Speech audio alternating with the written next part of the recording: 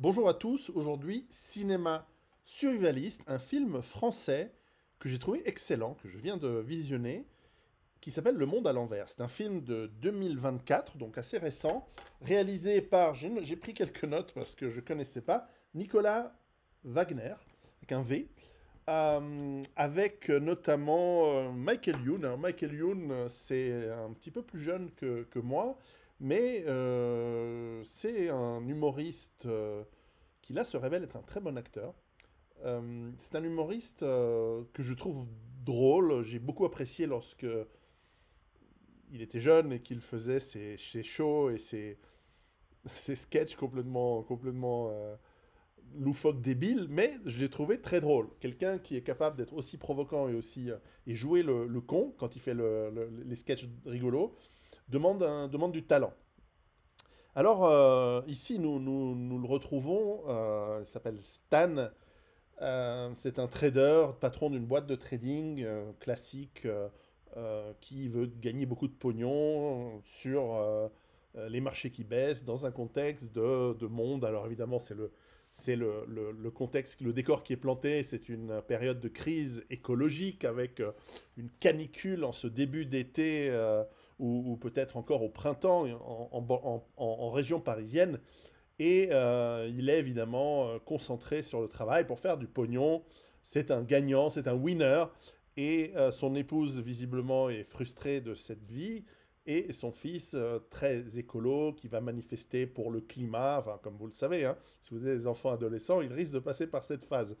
Eh bien, le méprise son père, donc, parce qu'il ne le considère pas du tout sensible à la cause écologique. Et puis arrive voilà, déclencheur de l'histoire, c'est qu'il y a une crise. Et ce premier acte avec la crise est très bien fait, puisque cette crise est relativement rapide, mais quand même progressive. D'abord, alors on ne comprendra pas, enfin je vous raconte pas tout le film, mais on ne comprend pas à ce moment-là pourquoi il y a cette crise. Donc, bien sûr, il y a une canicule, bien sûr, on parle sans arrêt de problèmes écologiques à travers le monde. Voilà, vous connaissez la propagande. Mais enfin, voilà, les réseaux téléphoniques chutent. Bientôt, les gens commencent à se bousculer, à ne pas être, en tout cas déboussolés, déconcertés par ce qui se passe. Bientôt, plus rien ne fonctionne. L'électricité et puis l'eau vont cesser. Les gens qui achetaient ce qu'ils pouvaient, les cartes de crédit, les téléphones portables n'ont plus de crédit, il n'y a plus de compte en banque. Et cette famille qui était riche en France se retrouve complètement démunie avec comme seule alternative le fait de partir à la campagne à vélo avec ce qu'ils ont, et ils n'ont pas grand-chose en réalité puisque tout est du gadget électronique, etc. Et en plus les routes sont bloquées du fait des embouteillages. C'est très réaliste. J'ai trouvé que ce film est extrêmement pertinent par rapport à comment pourrait être un effondrement. Et donc, dans cette première phase, ils doivent quitter la ville. Pourquoi ils quittent la ville, comme tant d'autres? Eh bien, ils ont une raison en plus de quitter l'éventuel danger, puis le fait qu'il n'y a pas d'eau, pas de bonne nourriture, etc. C'est bien sûr de retrouver une ferme que sa société de trading avait achetée il y a quelques semaines, un peu comme ça, à la, un peu en queue de budget. Ils avaient acheté ces exploitations agricoles, probablement pour faire des bénéfices dessus, mais enfin, il avait même oublié, sauf que son fils lui rappelle, regarde le dossier que tu as, tu pourrais aller dans cette ferme. Et ils y arrivent après un long périple, ils se font voler des choses, c'est très réaliste, peut-être avec une violence en deçà de ce que... C'est le seul défaut du film, c'est qu'il n'y a pas assez de violence par rapport à ce qui pourrait être le cas, tant mieux. Et aussi, l'autre, peut-être, manque de réalisme. Pour tout le reste, c'est le cas. Je vais vous en parler. Le seul manque de réalisme, c'est évidemment les tensions qui existent dans la France d'aujourd'hui ne sont pas représentées. Je vais dire ça avec euphémisme. Cela dit, ils arrivent dans cette ferme, ils sont accueillis, et c'est très réaliste, par une famille de paysans qui exploitent la ferme, évidemment, qui sont extrêmement remontés contre les visiteurs, parce qu'ils ont déjà eu des vols, on a volé des vaches, et donc ils sont extrêmement soucieux. Et d'ailleurs, les acteurs qui campent ces fermiers, notamment l'homme, est, je trouve, très crédible comme caractère. Il joue splendidement bien, parce qu'il campe la psychologie de l'agriculteur, en plus, qui est très attaché à sa terre, qui est très attaché à ses bêtes, qui est très possessif. Ça, c'est vrai et c'est très courant à la campagne, croyez-moi, ici aussi. Mais en plus, c'est quelqu'un de bougon et avec mauvais caractère. Et il le joue très bien. Et son caractère tient. Il tient celui qui a écrit les dialogues et l'a fait très très bien, puisque les personnages sont très crédibles. Il n'y a pas de transformation à l'eau de rose rapide, comme on peut le voir dans les films américains. Au contraire, les personnages tiennent leur rôle. Et en plus, ce que j'ai trouvé formidable, c'est que le film ne fait pas cette erreur de, de- de temps et d'espace, comme on voit souvent dans le film, où toute la catastrophe se passe en 3 heures ou 3 jours. Non, là, ça prend plus d'une année. C'est un film qui nous amène à travers l'été, à travers l'automne, à travers l'hiver, et on va voir augmenter. Alors évidemment, on n'a pas fait maigrir les acteurs, ça aurait été un petit peu cruel pour eux, mais on les voit évoluer, faire face aux difficultés, devoir résoudre certains problèmes, d'autres faire avec, et ce, sur une année, dans un film de moins de 2 heures. Et ça, c'est une prouesse au terme d'écriture, c'est une prouesse en termes de réalisation. En plus, la réalisation est excellente, les images sont très belles, le film est bien monté, je trouve.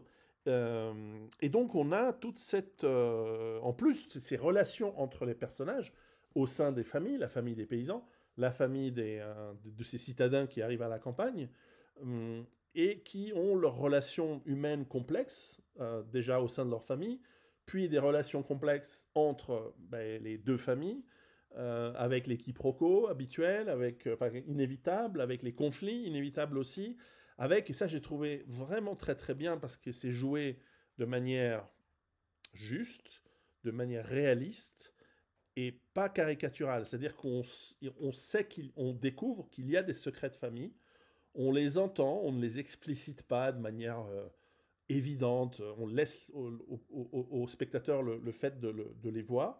Et donc cette, ce développement de la découverte de ces secrets familiaux explique aussi une partie du caractère et du comportement des acteurs, et des personnages, je veux dire, joués, encore une fois, excellemment bien par les acteurs. Je n'ai pas retenu le nom de tous les acteurs, notamment, par exemple, un des enfants, le plus jeune, joue. Il a été coaché très très bien, donc bravo à ceux qui ont préparé le jeu des acteurs, joue très très bien. On voit les expressions d'émotion parfaites. Et puis, il y a les rapports avec le village. Et ça se passe pas bien entre ces paysans et le village, pour des raisons qu'on découvrira pendant le film. Il y a les rapports entre un écolo qui vit de manière autonome, on pourrait dire un survivaliste, Baba Cool, qui est très bien joué par Yannick Noah, on retrouve son côté cool. Donc on oublie un petit peu le côté connard qui n'a pas envie de payer des impôts. Il a raison de ne pas vouloir payer des impôts, mais enfin pour des raisons politiques. Cela dit, c'est quelqu'un qui a du charme, euh, déjà à l'époque évidemment, mais là sur l'écran aussi. Et qui joue cet écolo survivaliste à la cool, et donc qui a, lui, son petit setup d'autonomie qui est tout à fait sympathique, et qui a sa philosophie un peu à 2 balles, mais assez juste malgré tout, et qui devient pote avec les grands enfants de ces deux familles qui se retrouvent dans la ferme pas loin. Et ça, c'est très très juste. Et puis ensuite, il y a tout l'aspect technique, c'est-à-dire que le film est capable, mine de rien, de nous donner des informations très réalistes sur le monde rural, sur la gestion des animaux, des vaches, des poulets, sauf erreur des cochons, la chasse, mais aussi le problème de l'agriculture lorsqu'on a des semences, surtout dans des fermes. Parce que vous et moi, dans un petit potager, on va aller acheter des graines bio pour qu'elles soient capables de germiner, que les fruits puissent donner des graines germinables d'une année à l'autre. Mais les grandes exploitations agricoles, ou même les moyennes, ils achètent tous les ans leurs semis, enfin leurs graines à semer. Et là, ils se retrouvent avec du Monsanto, alors ils appellent ça le Montanso, mais c'est habile, mais effectivement, ils se retrouvent devant le problème où ces graines ne germent pas. Et donc, ils vont trouver des solutions, ils vont trouver des solutions pour trouver du terrain, pour pouvoir remettre ces graines en fonction, parce que tu ne transformes pas une ferme de pâturage en ferme de, pour faire du grain en l'occurrence. Et en plus, c'est marrant parce qu'au fur et à mesure du temps, euh, on sent aussi qu'il y a le côté banalité de la nourriture qui pèse. Ils ont faim, ils mangent toujours les mêmes trucs parce qu'ils n'avaient pas prévu. C'est pas parce que vous êtes fermier que vous êtes prévenant et que vous êtes autonome, forcément. Et ça, c'est subtilement amené, et c'est un film qui, pour nous autres, qui nous préparons et qui travaillons notre autonomie, peut nous amener beaucoup de leçons très, très justes, très